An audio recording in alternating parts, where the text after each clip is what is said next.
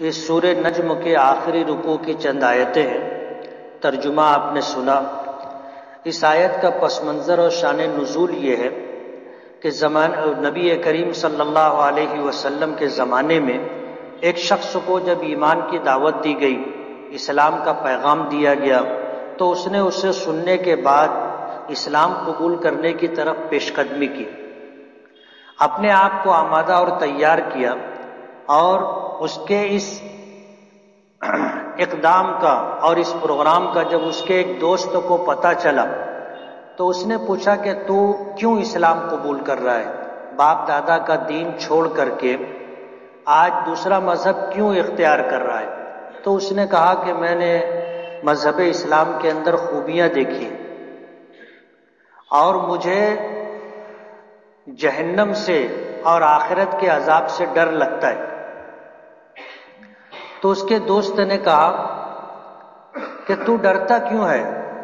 تو مجھے کچھ پیسے دے دے، میں تجھے لکھ کر کے دیتا ہوں کہ کل قیامت کے دن تیرے گناہوں کی جو سزا ہوگی وہ میں اپنے سر لے لوں گا اور تجھے عذاب سے بچا لوں گا، تو باپ دادا کا دین مت چھوڑ۔ ایسا ان کا سودا ہوا، واٹا گھاٹی ہوئی، اور پھر جو ہے اس شخص نے لکھ کر کے کچھ پیسے اسے دیے، تو اس نے اسے لکھ کر کے ایک دستاویز دے دی کہ تو اپنے باپ دادا کے دین پر رہے، آخرت میں جو عذاب ہونا ہے اول تو میں اسے مانتا ہی نہیں ہوں، لیکن تیرے ماننے یا تیرے ڈر کی وجہ سے میں لکھ کر کے دیتا ہوں کہ تیرا جو گناہ کی وجہ سے عذاب ہوگا وہ میں اپنے سر لے لوں گا، میں برداشت کروں گا۔ اب اس شخص نے پیسہ دیا، کچھ دنوں کے بعد اس نے پھر پیسہ مانگا، اس نے پھر پیسہ دیا، کچھ دنوں کے بعد اس نے پھر پیسہ مانگا، تو اس نے پھر پیسہ دینے سے انکار کر دیا۔ اسی بات کا تذکرہ اس آیت میں ہے کہ کیا آپ نے اس شخص کو دیکھا کہ جس نے اعراض کیا، اسلام قبول کرنے کی طرف آگے بڑھا تھا اور اسلام قبول کرنا چاہتا تھا، لیکن پھر منہ موڑ لیا، روح گردانی کی، رک گیا، اور اس نے اس شخص کو جو دستاویز لکھ کر کے دیا تھا اس کو تھوڑا دیا، اور تھوڑا دینے کے بعد اس نے دینے سے انکار کر دیا، اپنے آپ کو روک لیا۔ یہ عقدہ کا جو لفظ ہے، مفسرین لکھتے ہیں کہ یہ اصل میں جب زمین کی کھدائی ہوتی ہے تو مٹی رہتی ہے تو کھدائی ہوتے رہتی ہے، لیکن جب نیچے سخت پتھر آ جائے تو پھر آدمی رک جاتا ہے، ہمت ہار دیتا ہے۔ تو جو آدمی اس طرح کھدائی کرتے کرتے سخت پتھر آ جانے کی وجہ سے رک جائے تو کہا جاتا ہے کہ عقدہ، کہ یہ آدمی ہمت ہار گیا اور ایک کام کرنے سے اپنے آپ کو روک لیا۔ لیکن عقدہ کا یہ لفظ اب بہت سارے معنوں میں الگ الگ جگہوں پر استعمال ہوتا ہے۔ کسی شخص نے کوئی بات کہی کہ میں ایسا کروں گا، اب اس نے کرنے کے لیے شروعات کی پھر رک گیا، تو اس کے بارے میں بھی کہا جاتا ہے کہ عقدہ۔ تو یہ جو عقدہ کا لفظ ہے اس جگہ پر بھی ہے کہ اس نے دینا تو شروع کیا، ایک مرتبہ دیا، دو مرتبہ دیا، پھر دینے سے رک گیا۔ اسی بات کا تذکرہ کیا کہ اس نے تھوڑا دیا اور پھر رک گیا۔ اللہ پاک فرماتے ہیں کیا اس کے پاس غیب کا علم تھا جسے وہ دیکھ رہا تھا کہ کل قیامت کے دن اس کا جو عذاب ہوگا اس عذاب کو یہ برداشت کر لے گا، یہ اپنے سر لے لے گا؟ کیا اس کے پاس غیب کا علم ہے؟ نہیں۔ یہ بات حضرت موسیٰ اور حضرت ابراہیم علیہ السلام کے صحیفوں میں بھی موجود ہے کہ کوئی کسی کے گناہ کا بوجھ نہیں اٹھائے گا، اللہ تزر وازرۃ وزر اخری، کہ کوئی کسی کے گناہ کا بوجھ نہیں اٹھائے گا، جس نے گناہ کیا ہے سزا اسی کو ملے گی۔ کوئی اگر یہ کہے کہ تو کر لے، جو سزا رہے گی میں بھوگ لوں گا، تو یہ بات غلط ہے۔ جس نے گناہ کیا ہے اس کی سزا اسی کو ملے گی، اس میں کوئی دوسرا پیسہ لے کر کے دستاویز لکھ کر کے دے تو بھی اس کو گناہ نہیں ہوگا. اسی طرح جو ہے اگر کوئی شخص اس بات کا تذکرہ کرے کہ تو یہ گناہ کر لے، یعنی گناہ پر آمادہ کرے، اور پھر اس کو یہ کہے کہ تو ڈر مت، گھبرا مت، جو گناہ ہوگا وہ میں اپنے سر لے لوں گا، ایسا نہیں. اچھا، یہ بات صرف قرآن کریم ہی میں نہیں ہے، حضرت موسیٰ علیہ السلام کے صحیفوں میں، حضرت ابراہیم علیہ السلام کے صحیفوں میں بھی یہ بات موجود ہے کہ اللہ تزر وازرۃ وزر اخری، گناہ کے معاملے میں کوئی کسی کا ساتھی نہیں بن سکتا. کل قیامت کے دن اس کے گناہ کو اپنے سر نہیں لے سکتا. جس نے گناہ کیا ہے اسی کو سزا ملے. آج بھی ایسے لوگ ہیں کہ جو اس طرح کی بات کہتے ہیں کہ یہ بات ہے ایسی، تم لوگ اس کو مان لو، اگر گناہ ہوگا تو وہ میں اپنے سر لے لوں گا. اس طرح کی بات مالیگاؤں میں بھی کہی جاتی ہے. ماضی میں چاند کے سلسلے میں اس طرح کی بات آئی تھی، اور ایک مولانا نے یہ بات کہی تھی کہ اس کی گواہی قبول کر لو، اگر غلط ہوگی تو جو گناہ ہوگا وہ میں اپنے سر لے لوں گا. اب آپ اندازہ کر لو کہ وہ مولانا کیسے ہوں گے جو قرآن کریم کی اتنی صاف آیت کے ہوتے ہوئے یہ بات کہہ رہے ہیں. اللہ پاک فرماتے ہیں اللہ تزر وازرۃ وزر اخری، کہ کوئی بھی بوجھ اٹھانے والا کسی دوسرے کا بوجھ نہیں اٹھائے گا. وَأَن لَّيْسَ لِلْإِنسَانِ إِلَّا مَا سَعَىٰ، گناہوں کے سلسلے میں تو یہ بات ہے، لیکن نیکی کے سلسلے میں اللہ پاک کی رحمت ہے. اللہ پاک فرماتے ہیں کہ انسان کے لیے نہیں ہے مگر وہی جس کی اس نے کوشش کی. ایک شخص، مفسرین نے لکھا ہے کہ ایک کا ایمان دوسرے کو کام نہیں آئے گا. وَأَن لَّيْسَ لِلْإِنسَانِ إِلَّا مَا سَعَىٰ، کہ ایمان کے معاملے میں یہ بات تو بالکل واضح ہے کہ نیکی کے سلسلے میں ایمان بہت بڑی نیکی ہے، لیکن یہ نیکی کسی دوسرے کو کام نہیں آئے گی. کہ باپ نے ایمان قبول کر لیا تو اس کا ایمان بیٹے کے کام آ جائے، یا بیٹے نے ایمان قبول کر لیا تو اس کے ایمان کی بدولت باپ نجات پا جائے گا اور یہ بیٹے کا ایمان اسے کام آئے گا، ایسا نہیں. ایمان کے علاوہ دیگر عبادات میں اگر کوئی شخص ایصال ثواب کرتا ہے تو جس کے لیے ایصال ثواب کرے گا اللہ اپنی رحمت سے اس کو بھی اجر عطا کرے گا. اور خود نبی کریم صلی اللہ علیہ وسلم سے اس بات کا ثبوت ملتا ہے کہ نیکیوں کے سلسلے میں آپ نے اس بات کی وضاحت کی ہے کہ صدقہ و خیرات ہے، عبادات ہیں، اس کا اجر و ثواب اللہ پاک ایصال ثواب کرنے پر دوسروں کو بھی دیتے. اس بنا پر جو ہے اس آیت کا تعلق کہ وَأَن لَّيْسَ لِلْإِنسَانِ إِلَّا مَا سَعَىٰ، مفسرین نے لکھا ہے کہ اس کا تعلق ایمان سے،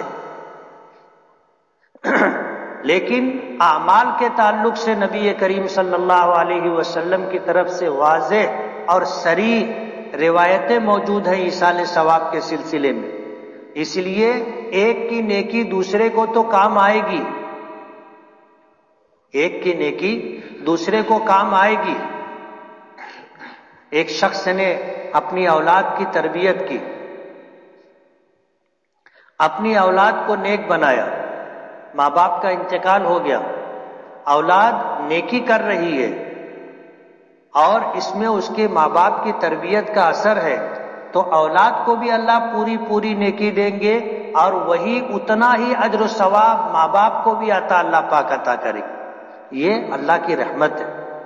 تو گناہوں کے سلسلے میں تو سب کا اتفاق ہے کہ کسی دوسرے کا گناہ کسی دوسرے کے سر نہیں ڈالا جائے گا، اور نیکیوں پر بھی سب کا اتفاق ہے کہ اگر کوئی شخص ایصال ثواب کرے تو ایصال ثواب کی بدولت کرنے والے کو بھی اللہ پورا اجر دیں گے، اور وہ جن کے لیے ایصال ثواب کر رہا ہے اللہ ان کو بھی اجر عطا کرے گا.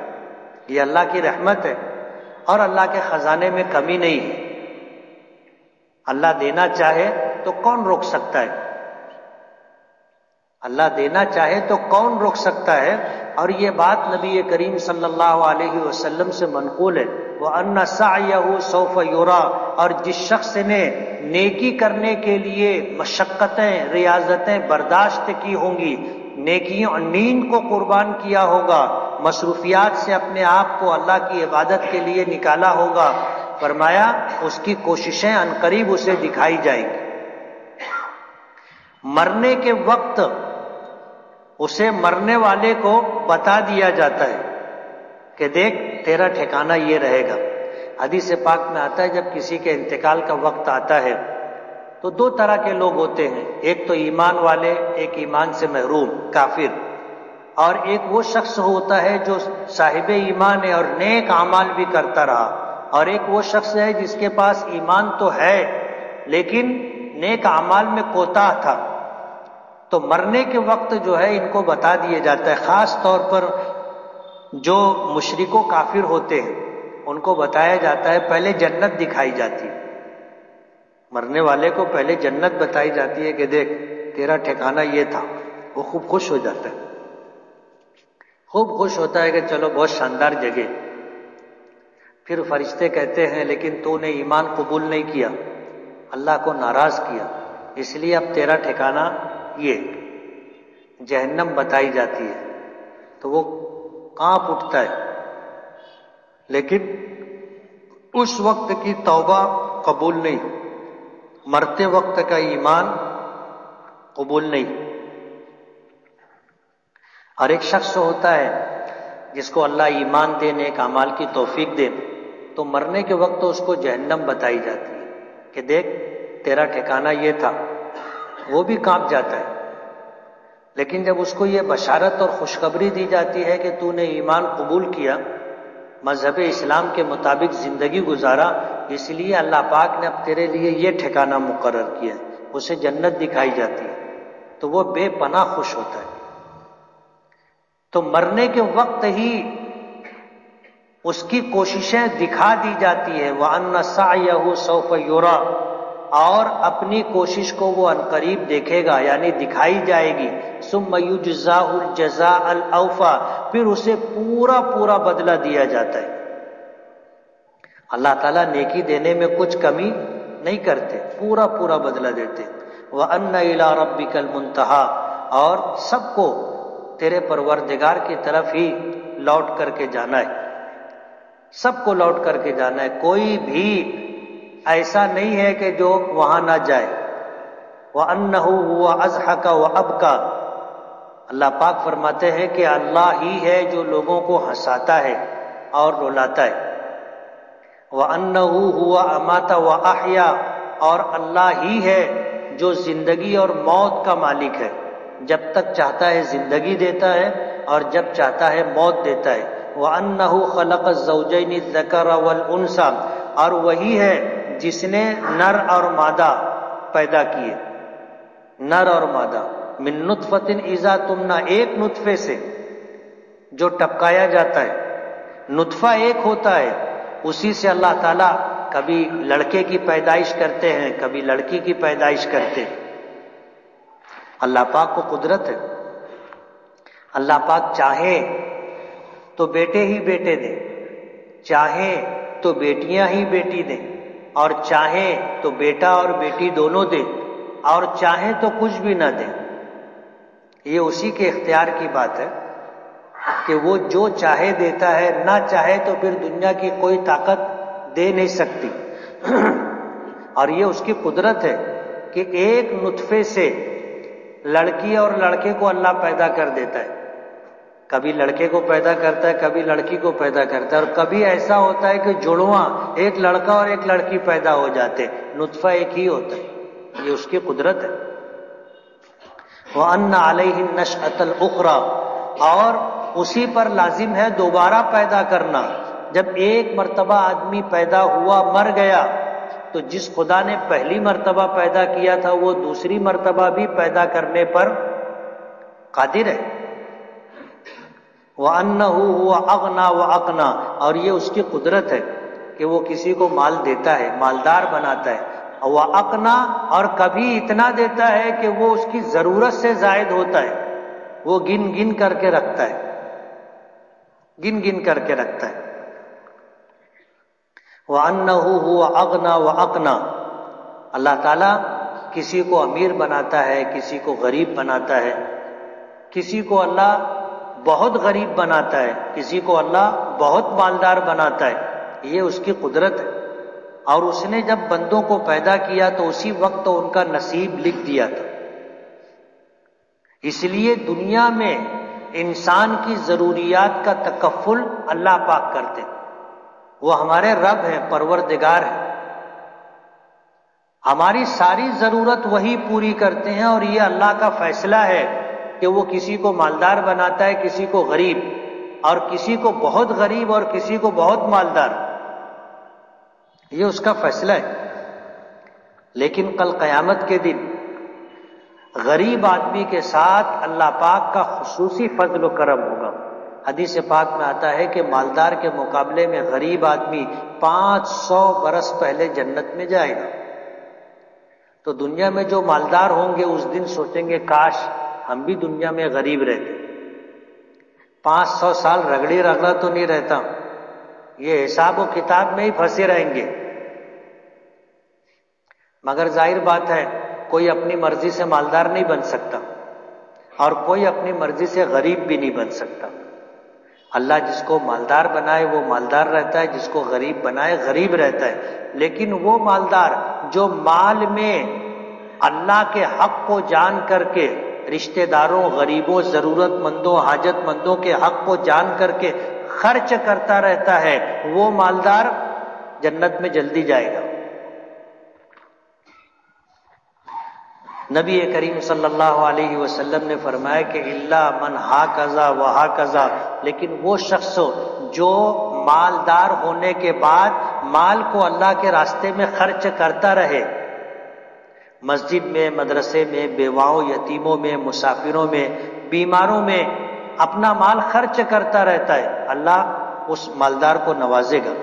وَأَنَّهُ هُوَ رَبُّ الشِّعْرَىٰ، اور اللہ ہی ہے جو شعرا کا پروردگار ہے۔ ایک ستارے کا نام ہے شعرا۔ زمانہ جاہلیت میں مکہ مکرمہ میں لوگ اس کی پوجا کیا کرتے تھے، ستارے کی۔ تو اللہ پاک نے فرمایا کہ اللہ شعرا کا پروردگار ہے، اس ستارے کو اللہ نے پیدا کیا اور اللہ اس کا پروردگار ہے۔ اب تم جس کی پوجا کرتے ہو تم یہ سمجھتے ہو کہ وہ تمہاری ضرورت پوری کرتا ہے، ایسا نہیں ہے، وہ تمہاری کوئی ضرورت پوری نہیں کر سکتا، وہ تو خود اللہ کا پیدا کرتا ہے، اور اللہ اس کا پروردگار، یعنی اس کی ضرورت بھی کون پوری کرتا ہے؟ اللہ پوری کرتا ہے۔ وَأَنَّهُ هُوَ رَبُّ الشِّعْرَىٰ، اللہ ہی ہے جو شعرا کا پروردگار ہے۔ اللہ تو ہر چیز کا پروردگار ہے، کائنات کی کوئی چیز ایسی نہیں ہے جس کا پروردگار اللہ کے علاوہ کوئی اور، سارے جہانوں کا اور ان جہانوں میں جتنی بھی مخلوقات ہیں سب کی ضرورت پوری کرنے والا اللہ ہے۔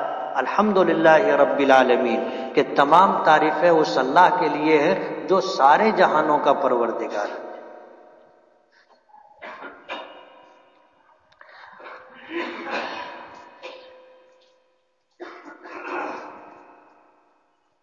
ہماری مسجد میں ٹرسٹ نہیں ہے، امام صاحب اپنی چلاتے ہیں اور بولتے ہیں کہ جو بھی ہوں میں ہوں۔ امام صاحب کا یہ عمل کیسا ہے؟ ظاہر بات ہے انتظامی معاملات ہیں، کسی نہ کسی شخص سے متعلق ہوں گے۔ اب اگر ٹرسٹی نہیں ہے تو امام مسجد کا ذمہ دار ہے، اس کا یہ بولنا کہ انتظامی لائن سے جو بھی ہے میں ہوں ذمہ دار، تو غلط بات نہیں۔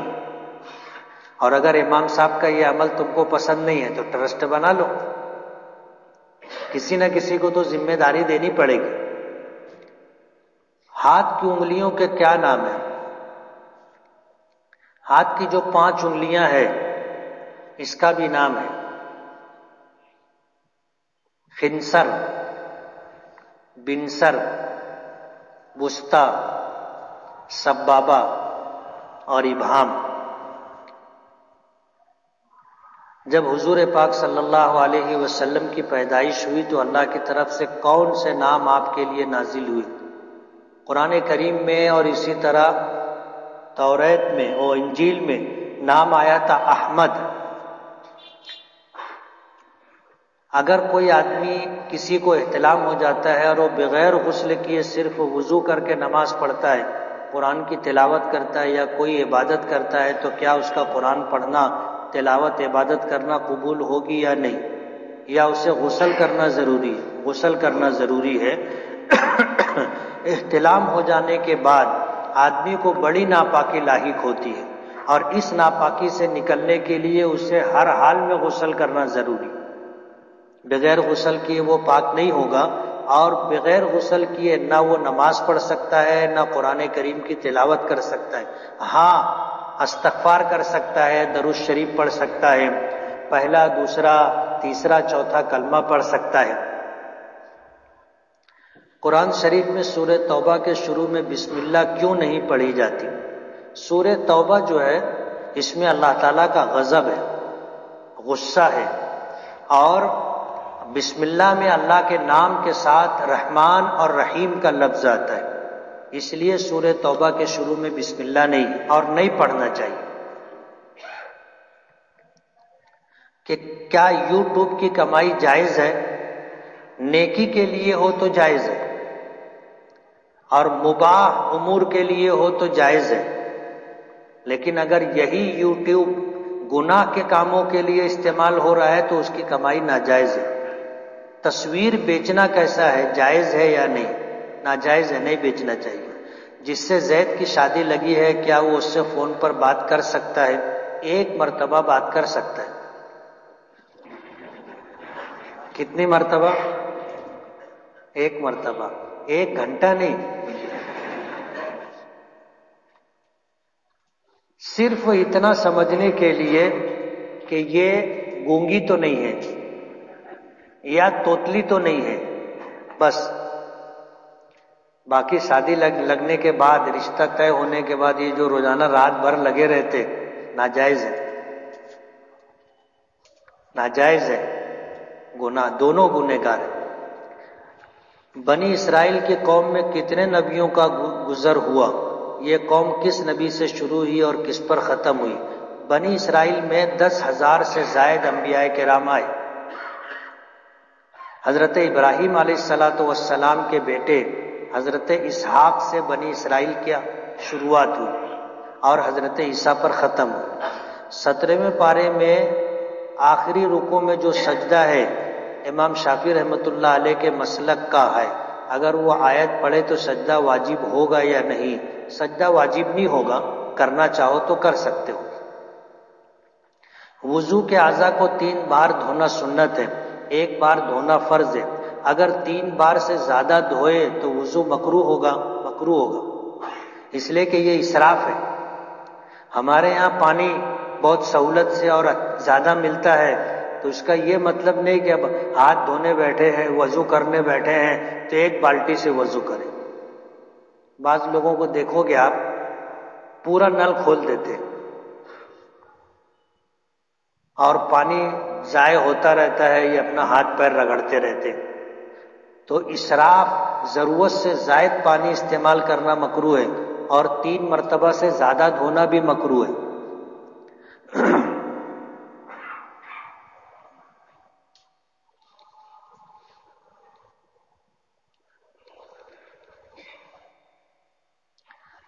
ہندو مذہب میں مردے کو دفن نہیں کرتے بلکہ جلاتے ہیں، تو اگر اپنے ایک دم قریب کا دوست ہو، اس کی موت ہو گئی ہے، تو اس کے جنازے کو کاندھا دے سکتے ہیں اور اس کی چتا کو آگ لگا سکتے ہیں۔ وہ دوست اناتھ ہے، میرے علاوہ اس کا کوئی نہیں ہے۔ چتا دینے والے بہت مل جائیں گے، اور کاندھا دینے والے بھی بہت لوگ رہتے ہیں۔ کہتے ہیں نا، جس کا کوئی نہ ہو اس کو بھی تو دفن ہی کیا جاتا نا، تو اسی طرح جس کا کوئی نہ ہو اس کو بھی جلایا جاتا ہے، لوگ رہتے ہیں۔ مذہب اسلام کے روح سے وہ کام جو ان کا مذہبی عمل کہلاتا ہے، اس کے کرنے کی اجازت نہیں۔ کبھی مزاروں پر جانا ہوتا ہے تو وہاں پر لوگ عجیب و غریب حرکتیں کرتے ہیں، اس کی کیا حقیقت ہے؟ تم کو بھی تو معلوم ہے نا۔ جو عجیب و غریب حرکت کرتے ہیں وہ سب ایجاد بندہ ہے، یعنی لوگ اپنی منمانی کرتے، شریعت میں اس کا کوئی طریقہ یا حکم منقول نہیں، بلکہ ہماری شریعت میں قبروں پر جانے کے آداب بتائے گئے کہ آدمی جب قبر پر جائے تو سلام کرے کہ السلام علیکم یا اہل القبور، قبرستان جائے تو کہے السلام علیکم یا اہل القبور انتم لنا سلفنا ونحن بالاثر، کہ تم ہم سے پہلے چلے گئے، ہم تمہارے پیچھے آنے والے۔ یغفر اللہ لنا ولکم اجمعین، اللہ ہماری بھی مغفرت کرے اور تمہاری بھی مغفرت کرے۔ اور پھر قبر پر جا کر آدمی سلام کرتا ہے تو پھر اللہ تعالیٰ سے دعا کرے، کچھ پڑھ کر کے ایصال ثواب کرے۔ کیا شیعہ کے یہاں دعوت میں جا سکتے ہیں اگر اس کی کمائی حلال ہے اور وہ دعوت دیا ہے، یا اس کے یہاں کوئی پروگرام ہے اور دعوت بلایا گیا ہے تو جا سکتے ہیں؟ اور اگر کمائی حلال نہیں ہے تو مسلمان اور سنی کے یہاں ہوگی بھی تو بھی نہیں جا سکتے۔ یعنی دعوت کا تعلق مذہب سے نہیں ہے، دعوت کا تعلق مسلک سے نہیں ہے، دعوت کا تعلق کمائی کے حلال اور حرام ہونے سے۔ رات کو نامعلوم لڑکی کے ساتھ زنا کا خواب دیکھا، ہوتا ہے کبھی کبھی، یہ شیطانی اثرات سے ہوتا ہے۔ آدمی سونے سے پہلے معصورہ دعائیں ہیں، آیت الکرسی ہے، چاروں قل وغیرہ پڑھ کے سوئے، پاک بستر پر سونے کا معمول بنائے، سنت طریقے پر سونے کا معمول بنائے تو اس طرح کے خواب سے اللہ محفوظ رکھیں گے۔ میں کثرت سے درود شریف پڑھتا ہوں لیکن حضور کی زیارت نہیں ہوتی، محبت پیدا ہوگی تو زیارت ہو جائے گی، اور درود پاک پڑھتے رہو، زیارت نہیں بھی ہوئی تو اس کا بے پناہ اس کا اجر ہے، بہت مقبول عمل ہے اللہ کی بارگاہ میں۔ اگر زیارت نہیں بھی ہوئی تو بھی درود شریف پڑھتے رہنا چاہیے۔ میگی کھانا جائز ہے یا ناجائز؟ اگر اس میں شامل چیزیں حلال ہے تو جائز ہے، اس لیے تھوڑی انکوائری کر لو کہ میگی بنتی کیسی ہے اور کس چیز سے بنتی ہے۔ نماز جنازہ میں اگر امام آخر کی تکبیر بھول کر سلام پھیر دے تو کیا نماز ہو جائے گی؟ نہیں ہوگی۔ نماز جنازہ کی چاروں تکبیریں فرض ہے، ایک تکبیر بھی اگر چھوٹ گئی تو نماز نہیں ہوگی، دہرانی پڑے گی۔ روزی میں تنگی بہت ہے، کیا کرنا چاہیے؟ روزی میں برکت ہو، روزی میں برکت ہو، اس کے لیے اپنے رزق کی تلاش یعنی کام کا آغاز صبح سویرے کرنا چاہیے، ایک بات۔ دوسری بات، نماز کا اہتمام کرنا چاہیے، اللہ کا ذکر کرنا چاہیے، اس سے روزی میں برکت ہوتی ہے۔ تیسری چیز، صدقہ و خیرات کرتے رہنا چاہیے اپنی حیثیت کے مطابق، اپنی حیثیت کے مطابق اللہ کی راہ میں صدقہ کرنا چاہے تھوڑا ہی کیوں نہ ہو، روزی میں برکت کا سبب ہے، بیماریوں سے بچاؤ کا سبب ہے، اللہ کے غضب اور ناراضگی سے حفاظت کا سبب ہے۔ چوتھی چیز، کھانے کے لیے جب بیٹھے تو دسترخوان بچھا کر کے بیٹھے، ہاتھ دھو کر کے کھانا کھائے۔ ہاتھ جو دھوتے ہیں وہ ہاتھ صاف کرنے کے لیے نہیں، ہمارا ہاتھ صاف رہتا ہے، ہمارے ہاتھ میں کوئی گندگی نہیں لگی ہوتی، لیکن ہم کیوں دھوتے ہیں کہ یہ سنت ہے۔ اور ہاتھ دھونے سے ہاتھ ٹخنوں سمیت یہاں تک دھونا چاہیے، گٹوں سمیت۔ بعض لوگ ایسے دھوتے ہیں، خالی انگلی کے پور پہ ایسے ایسے، پورا ہاتھ اچھی طرح دھونا چاہیے، اور دھو لیے تو پھر پوچھنا نہیں چاہیے، کھانا کھانا چاہیے، اور کھانے کے بعد جب دھوئے تب ہاتھ پوچھنا چاہیے۔ فجر کی نماز میں اٹھ نہیں پاتا، بہت کوتاہی ہوتی ہے، پابندی کے ساتھ نماز ادا کر سکو، اس کا حل؟ تم ہی نہ چاہو تو، تیرا ہی دل نہ چاہے تو باتیں ہزار ہیں۔ سفر پہ جانا رہتا ہے اٹھ جاتے، دوسرا کام پہ جانا رہتا ہے اٹھ جاتے، نماز کے لیے نہیں اٹھتے۔ اٹھنا چاہو تو اٹھ سکتے، الارم لگا کر کے سو، آنکھ کھلے گی پھر اٹھ جانے کا، پھر سستی کوتاہی نہیں۔ اللہ سے دعا بھی کرنے کہ اللہ تعالیٰ سستی کوتاہی دور کر دے، شیطان کے اثر سے اللہ محفوظ رکھے۔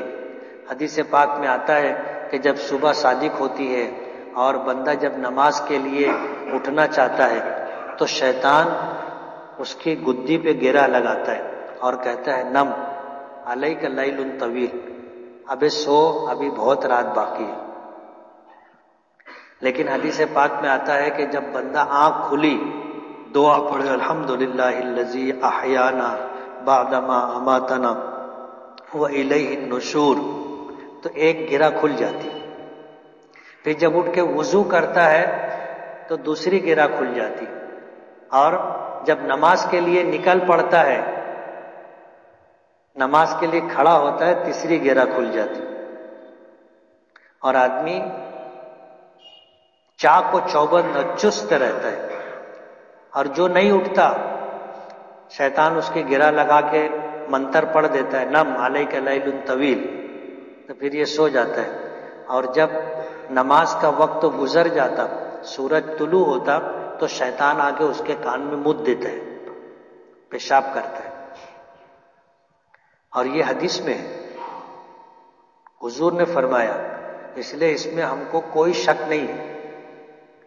اور پھر ہوتا یہ ہے کہ یہ آدمی ظہر تک بھی سوئے تو جب اٹھتا ہے تو سست ہی رہتا ہے، طبیعت میں چستی نہیں آتی۔ میں ایک پرائیویٹ کمپنی میں کام کرتا ہوں، میری ڈیوٹی 8 گھنٹہ ہے، اور میں دو گھنٹے پوچھ کر کہیں جاتا ہوں تو وہ جائز ہے، یا مجھے دوسرے دن زائد 2 گھنٹے کام کرنا ہوگا۔ اگر کمپنی کا مالک 2 گھنٹے کی کیا دن بھر کی چھٹی دے دے تو جائز ہے، لیکن اجازت کے بغیر اگر جاتے ہو تو پھر جائز نہیں۔ اگر کوئی شخص، اگر کسی کا کپڑا ناپاک ہے اور اسے معلوم نہ ہو کہ اس کا کپڑا ناپاک ہے تو اس کی نماز ہو جائے گی۔ اگر اس کو بعد میں معلوم پڑا کہ کپڑا ناپاک تھا تو دیکھا جائے گا ناپاکی کتنی ہے، اور ناپاکی کی 2 قسم ہیں، ایک نجاست غلیظہ اور ایک نجاست خفیفہ۔ نجاست خفیفہ ہے تو 1/4 کپڑے سے کم ہو تو نماز ہو جائے گی کراہت کے ساتھ، اور اگر کپڑے میں نجاست غلیظہ ہے تو وہ $1 سے زیادہ ہوگی پھیلاؤ میں یا وزن میں تو نماز نہیں ہوگی۔ اذان ہو رہی ہو اور ہم تلاوت کر رہے ہو تو تلاوت جاری رکھنا چاہیے یا اذان کا جواب دینا چاہیے؟ اذان کا جواب دینا چاہیے، تلاوت روک دینا چاہیے۔ کیوں؟ تلاوت 24 گھنٹے آپ کر سکتے ہو، لیکن اذان کا جواب کب دیں گے؟ جب اذان ہو رہی ہوگی۔ کیا درود شریف پڑھ کر ایصال ثواب کر سکتے ہیں؟ کر سکتے ہیں۔ اسلام میں ذخیرہ اندوزی منع ہے، لیکن کچھ لوگ قیمت بڑھنے کے اندیشے سے کم قیمتوں میں چیزیں خرید کر رکھ لیتے ہیں، تو کیا اس طرح ذخیرہ اندوزی جائز ہے؟ جائز ہے۔ آدمی سال بھر کا ذخیرہ رکھ سکتا ہے۔ آج سستا مل رہا ہے گیہوں چاول، آدمی سال بھر کا خرید کے رکھ سکتا ہے۔ میزبان کا نفل روزہ ہو اور گھر مہمان آ جائے تو کیا میزبان روزہ توڑ سکتا ہے؟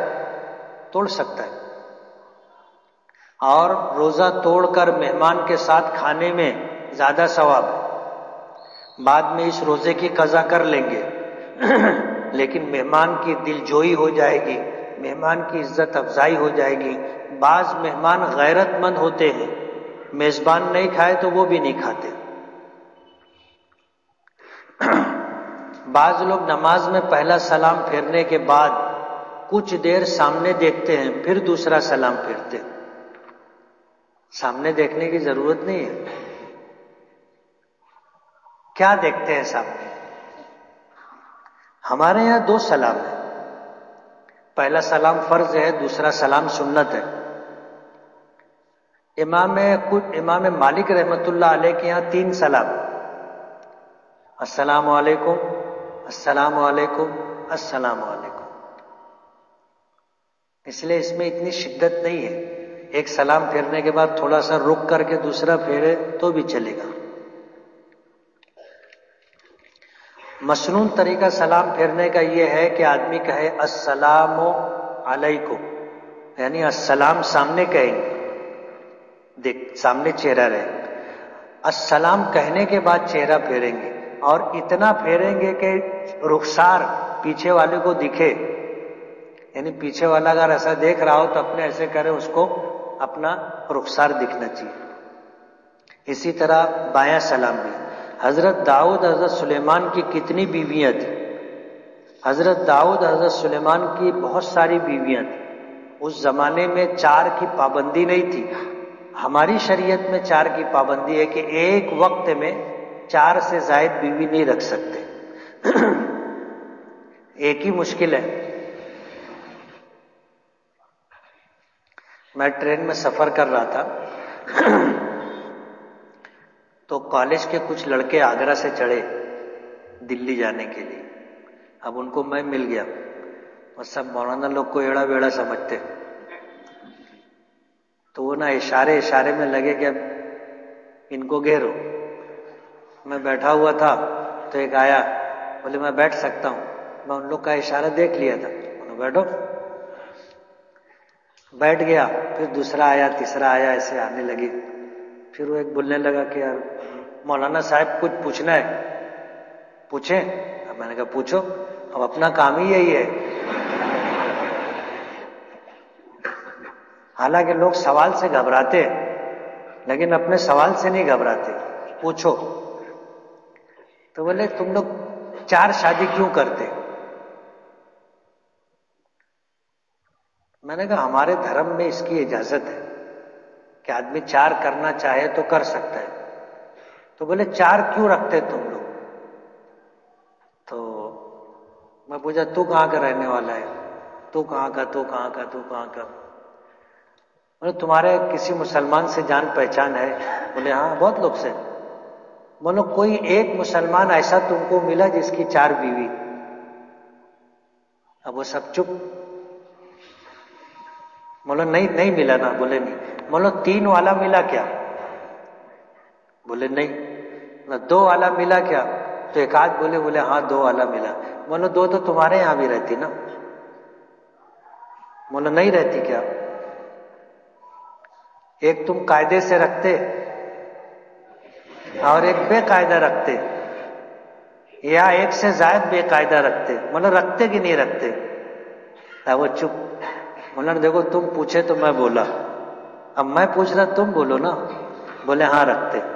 بولا ہمارے مذہب نے 2 رکھنے کو حلال کیا کہ 2 رکھ سکتے اگر تم کو ضرورت ہے تو. ضرورت ہے 3 رکھ سکتے, ضرورت ہے 4 رکھ سکتے. اب تم یہ بتاؤ کہ جائز طریقے سے 2 رکھنا اچھا ہے یا ناجائز طریقے سے 2 رکھنا اچھا ہے؟ بولے جائز طریقے سے. میں نے کہا ہمارے دھرم میں یہی ہے, جائز طریقے سے. تم کو دوسری عورت کی ضرورت ہے نا, جائز طریقے سے رکھو, ناجائز طریقے سے مت رکھو. اب وہ چپ ہو گئے. بولے یار دیکھو ہم میں کوئی اتنا جواں مرد نہیں ہے جو 4 رکھے.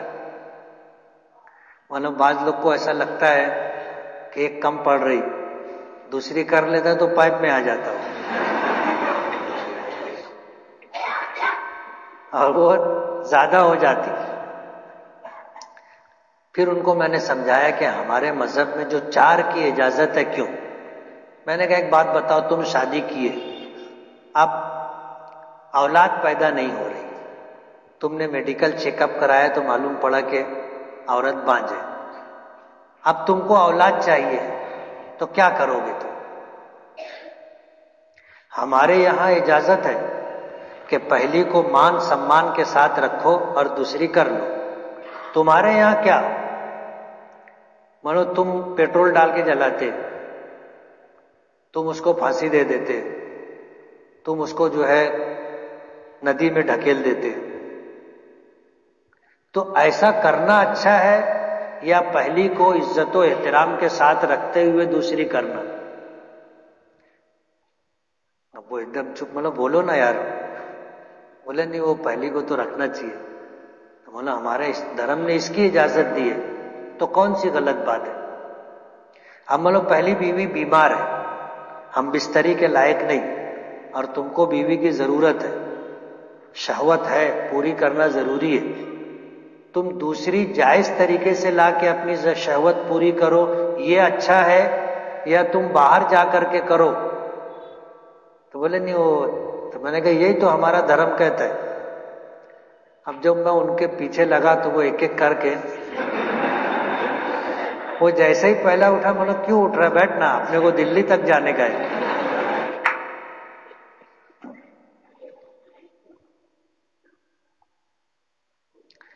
حضرت یوسف کا عزیز مصر کی بیوی سے بعد میں نکاح ہوا تھا یا نہیں، اس سلسلے میں کوئی واضح روایت موجود نہیں۔ متعہ کسے کہتے ہیں اور شریعت میں اس کا کیا حکم ہے؟ ابتدائی اسلام میں متعہ کی اجازت تھی۔ متعہ کہتے ہیں وقتی طور پر نکاح کرنا، 1 گھنٹے کا نکاح، 1 دن کا نکاح، 1 ہفتے کا نکاح، پھر 1 مہینے کا، ایسے وقتیہ نکاح کرنا۔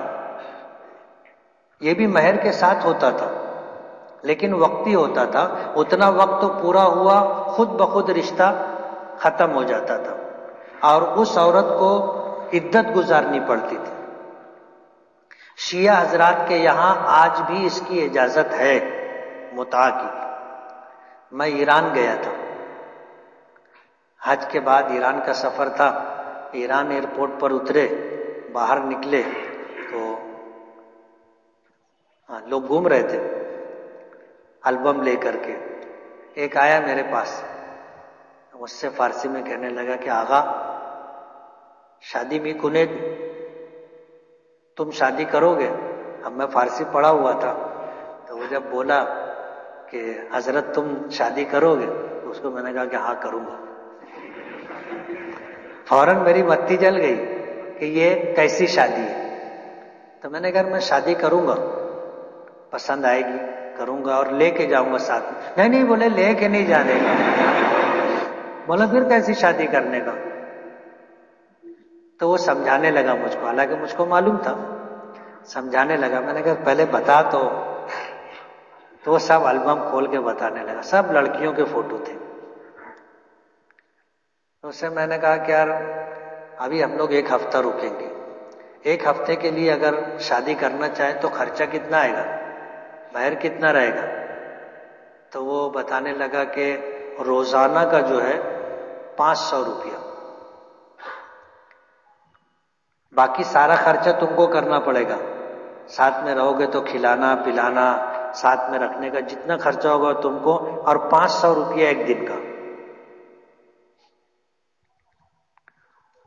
پھر سب چکلس لینے کے بعد اس کو میں نے کہا ہمارے یہاں ہم لوگ سنی ہیں اور سنی لوگوں میں متعہ جائز نہیں ہے، اس لیے نہیں کر سکتے۔ خرگوش اور گھوڑے کا گوشت کھانا جائز ہے یا نہیں؟ خرگوش کا گوشت کھانا جائز ہے۔ امام اعظم ابو حنیفہ رحمۃ اللہ علیہ کے یہاں گھوڑے کا گوشت مکروہ ہے، گھوڑے کا گوشت مکروہ ہے۔ امام شافعی رحمۃ اللہ علیہ کے یہاں گھوڑا بھی حلال ہے، کھا سکتے ہیں۔ نکاح کے وقت صافہ باندھنا کیسا ہے؟ ایک رسم ہے، ایک رسم ہے۔ عمومی حالات میں ان لوگوں کو جو بزرگ ہوں، صاحب علم و عمل ہوں، مقتدی پیشوا ہوں، بڑے ہوں، ان کو صافہ باندھنا سنت ہے۔ اور عام لوگ جو صافہ باندھتے ہیں وہ کیسا ہے؟ عام لوگوں کے لیے سنت نہیں ہے۔ سجدے کی حالت میں پیر کس طرح رکھے؟ سجدے کی حالت میں پیر ملا کر رکھنا اور اٹھا کر رکھنا کیسا ہے؟ سجدے کی حالت میں مستحب یہ ہے کہ پیر زمین پر ٹکے رہے اور ملے رہے، ایسے انگلیاں قبلہ رخ ہوں اور پیر ملا رہے، یہ مستحب ہے۔ اور اگر پیر نہ بھی ملا رہا، فاصلہ رہا، تو بھی پیر زمین پر ٹکا رہنا چاہیے۔ اگر سجدے کی حالت میں پیر زمین سے اٹھ گیا اور اتنی دیر اٹھا رہا کہ آدمی سبحان ربی الاعلیٰ کہہ لیا تو اس کی نماز فاسد ہو گئی۔ اب تم دیکھنا بہت سارے لوگ ایسے ہوتے ہیں کہ سجدہ کرتے ہیں اور پیر ایسے اٹھا کے ایسے ہلاتے ہیں۔ پیر زمین سے اٹھا کہ اب اس کی نماز خطرے میں پڑی، یعنی اتنی دیر اگر وہ ایک مرتبہ وہ سبحان ربی الاعلیٰ کہا اور پیر اٹھا رہا تو اس کی نماز فاسد ہوگی، چاہے وہ اکیلے نماز پڑھ رہا ہو یا امام کے ساتھ۔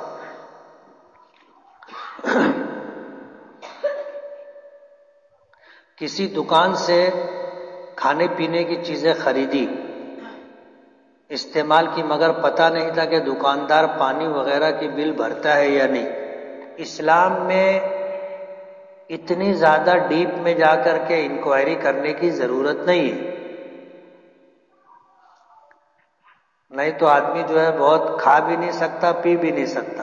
جیسے گوشت لانے کے لیے گیا تو یہ بھی تو ہو سکتا ہے نا، آدمی سوچے وہ ذبح کیا تو بسم اللہ پڑھا کہ نہیں پڑھا، اب آدمی انکوائری کرے تو معلومات ملے گی کیا؟ اب گیہوں خریدنے کے لیے گیا، اب وہ کھیتی میں پانی جو ڈالا تھا پاک تھا ناپاک تھا، خرید کے ڈالا چرا کے ڈالا، اس لیے یہ مزاج اسلام کا مزاج نہیں۔ ہم گیہوں خرید رہے ہیں پیسہ دے کے خرید رہے ہیں، بس ہمیں یہ اطمینان رہنا چاہیے کہ یہ چوری کا نہیں، بس۔ اس لیے بہت زیادہ انکوائری کرنے کی اجازت نہیں ہے۔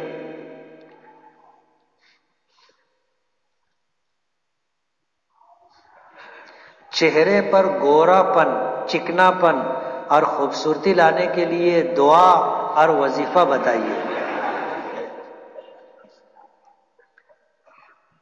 اللہ کا ذکر کرنے سے اور 5 وقتہ نماز باوضو، یعنی ہمیشہ وضو کر کے، تو رنگ تو گورا ہو نہ ہو لیکن چہرے پر اللہ پاک نورانیت اور کشش پیدا کر دیتے۔ جو لوگ نمازوں کا اہتمام کرتے ہیں، اچھی طرح وضو کرتے ہیں، اچھی طرح وضو کرنے کا یہ مطلب نہیں کہ 10 مرتبہ منہ دھونے کا، زیادہ سے زیادہ 3 مرتبہ بس، اور کثرت سجدہ سے چہرے پہ نورانیت آتی۔ کیا بغیر وضو سے تسبیحات پڑھنے پر ثواب ملے گا؟ ملے گا۔ حاملہ خاتون کو چاند سورج گرہن کے وقت گھر سے نکلنا اور کام کرنا منع کیا جاتا ہے، کیا یہ درست ہے؟ درست نہیں۔ میں جس مسجد میں نماز پڑھتا ہوں وہاں امام صاحب قاعدہ اخیرے میں تحیات درود شریف پڑھ کر سلام پھیرتے ہیں، دعائے معصورہ نہیں پڑھتے۔ تم کو کیسے معلوم کہ نہیں پڑھتے؟ تم کو کیسے معلوم کہ نہیں پڑھتے؟ کچھ لوگوں کو جلدی پڑھنے کی عادت ہوتی ہے، کچھ لوگ اطمینان سے پڑھتے ہیں، اس لیے امام صاحب کے متعلق اچھا گمان رکھنا چاہیے، برا گمان نہیں رکھنا چاہیے۔ اور اگر تم کو اطمینان نہیں ہے تو امام صاحب سے اکیلے میں مل کے السلام علیکم، وعلیکم السلام پوچھ لینے کا کہ امام صاحب میری دعائیں معصورہ نہیں ہوتی، آپ سلام پھیر دیتے، تو آپ دعائیں معصورہ پڑھتے کہ نہیں پڑھتے؟ تو وہ بتا دیں گے پڑھتے کہ نہیں پڑھتے۔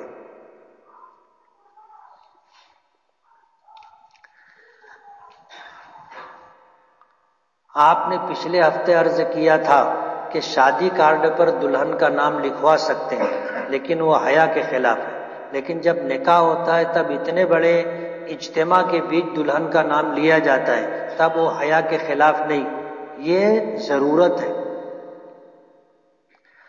رکے کے اوپر نام لکھنا ضرورت نہیں ہے۔ آدمی یہ بول سکتا ہے کہ میری بیٹی کی شادی ہے آپ آ جاؤ، تو کبھی کسی نے پوچھا کہ کیا نام ہے؟ کسی نے پوچھا؟ اور اگر پوچھا تو جیسے میری بیٹی ہے یا آپ کی بیٹی ہے، اس کی شادی ہے، ہم نے کہا کہ بھائی میری بیٹی کا نکاح ہے آپ آنا، اور اگر وہ پوچھے کیا نام ہے تو اپنا تو پارا آ جائیں گا نا، یعنی اپنے کو لگتا ہے کہ یہ غلط بات کر رہا ہے۔ اس لیے بلا ضرورت خواتین کا نام ظاہر کرنا حیا کے خلاف ہے، لیکن نکاح کے لیے تعین ضروری ہے، اور تعین 2 طریقے سے ہوتا ہے۔ اگر نکاح کی مجلس میں عورت خود آ جائے تو نام لینے کی ضرورت نہیں ہے، یہ کہہ سکتے کہ اس لڑکی کے ساتھ تیرا نکاح کرتے، قبول؟ بولے قبول، تو نکاح ہو جائے گا، اس لیے کہ لڑکی خود موجود ہے۔ تعین ہے یہ لڑکی. اب ظاہر بات ہے لڑکی نکاح کی مجلس میں ہوتی نہیں، اب کیسے اس کا تعین ہوگا؟ ایک شخص ہے جس کی بیٹی کا نکاح ہے، اس کی اور بھی بیٹیاں ہیں، تو کس سے نکاح ہوا وہ تو بتانا پڑے گا نا. اس لیے نکاح کے موقع پر تعین کے لیے نام لیا جاتا ہے، اور یہ ضرورت ہے، بلا ضرورت نام نہیں لینا چاہیے. آدمی اگر کسی کے بارے میں کہے یار تمہاری بیوی کیسی ہے، تو آدمی کسی صورت میں بول دیتا ہے کہ ٹھیک ہے، اور اگر بولے زینب کیسی ہے تو آدمی کو برا لگے گا. یہ غیرت اور حیا کے خلاف ہے. شادی کی عمر شریعت میں کیا ہے؟ شادی کے لیے شریعت میں کوئی عمر متعین نہیں، لیکن ہندوستانی قانون میں لڑکی کی عمر 18 سال، لڑکے کی عمر 21 سال 1978 میں طے کی گئی تھی. اور ابھی کیبنٹ میں آیا، مرکزی حکومت کی کیبنٹ میں، کہ اب لڑکی کی عمر بھی 21 سال چاہیے. اس سے پہلے اگر شادی کی گئی تو یہ غیر قانونی ہوگی. غیر قانونی کا مطلب یہ ہے کہ آپ نے ایسا کام کیا ہے کہ گورنمنٹ اگر اس پر مواخذہ کرنا چاہے تو کر سکتے. مذہب اسلام میں، ہمارے دھرم اور شریعت میں شادی کی کوئی عمر متعین نہیں. چھوٹی عمر، بڑی عمر، کم عمر کا آدمی بڑی عورت سے، عمر کی عورت سے نکاح کرنا چاہے کر سکتا ہے، اور بڑی عمر کا مرد چھوٹی عمر کی لڑکی سے نکاح کرنا چاہے کر سکتا ہے. اس لیے ہمارے یہاں کوئی ایسی پابندی نہیں.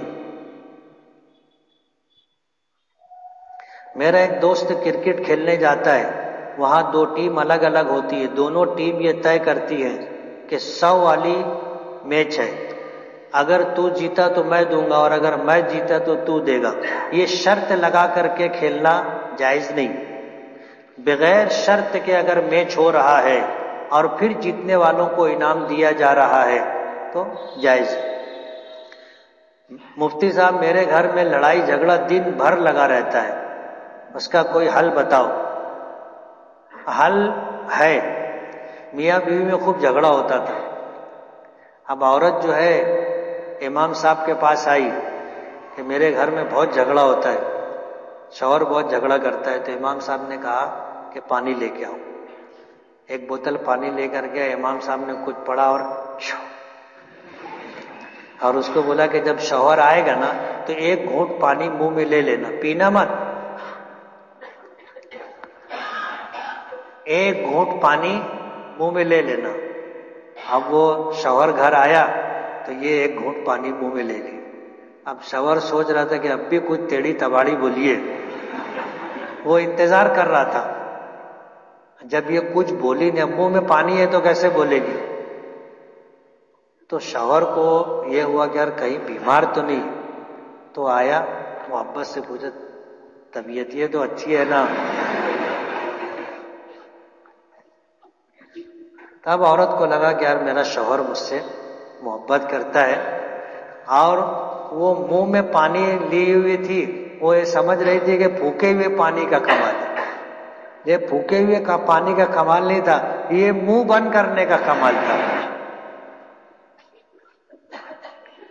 اگر کوئی بات ہو آدمی منہ بند کر لے، جھگڑا نہیں ہوتا.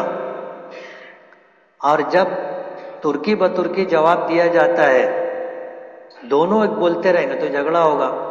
اب سمجھ لو کہ ایک آدمی جھگڑے کی شروعات کیا، دوسرا چپ رہا، جھگڑا ہوگا؟ نہیں ہوگا جھگڑا. تو چپ رہنا سیکھو. اللہ نے بولنے کے لیے زبان ایک دی ہے اور کان کتنے دیے؟ 2. جتنا سنو اس کا آدھا بولو. اس لیے زیادہ بولنا اچھا نہیں ہے. زید کی عمر 28 سال ہے، اس کا بال سفید ہو رہا ہے، تو آپ کون سی مہندی لگاتے ہو اور وہ مہندی کہاں ملتی ہے؟ میں مہندی نہیں لگاتا. مہندی لگانے میں بہت ٹائم پاس ہوتا، اور مہندی لگاؤ سردی ہو جاتی، طبیعت خراب ہو جاتی. ابھی یہ جو مارکیٹ میں بہت ساری کمپنیوں کے جو ہے کیمیکل آتے ہیں، تو وہ کیمیکل لگا سکتے ہیں. لیکن بالوں پر کلر آنا چاہیے، کوٹنگ نہیں ہونا چاہیے۔ کلر کا مطلب یہ ہے کہ بال کا رنگ بدل گیا، بال موٹا نہیں ہوا تو جائز ہے، اور کالا نہیں لگانا چاہیے، کالا نہیں لگانا چاہیے۔ کالے کے علاوہ جو کلر لگانا چاہو، جیسے بعض لوگ ایک دم لال کر کے رکھتے، بعض لوگ بالکل لال کرتے، بعض لوگ براؤن رکھتے، بعض لوگ پیلے ٹائپ پہ رکھتے، تو سب کلر چلے گا، گلابی بھی چلے گا، ہرا بھی چلے گا، لیکن کالا نہیں چلے گا۔ میرے بال بہت جھڑتے ہیں اور بیچ کا بال کٹا ہوا ہے اور میں عالمیت پڑھتی ہوں، کوئی وظیفہ یا دعا بتلا دے۔ بال جھڑتے ہیں تو اس کے لیے دوائیں ملتی ہیں، بسا اوقات نظر لگنے سے بھی ایسا ہوتا ہے، بال جھڑنے لگتے ہیں تو نظر اتارنا چاہیے جو شریعت کے مطابق ہے۔ صبح و شام کی اگر معصورہ دعائیں تینوں چاروں قل اور اسی طرح آیت الکرسی اور آمن الرسول وغیرہ پڑھیں، بسم اللہ الذی لا یضر مع اسمہ شیء فی الارض ولا فی السماء وهو السمیع العلیم، صبح اور شام 3 مرتبہ پڑھیں تو انشاءاللہ اس سے نجات مل جائے گی۔ بسم اللہ الرحمن الرحیم، الحمد للہ رب العالمین۔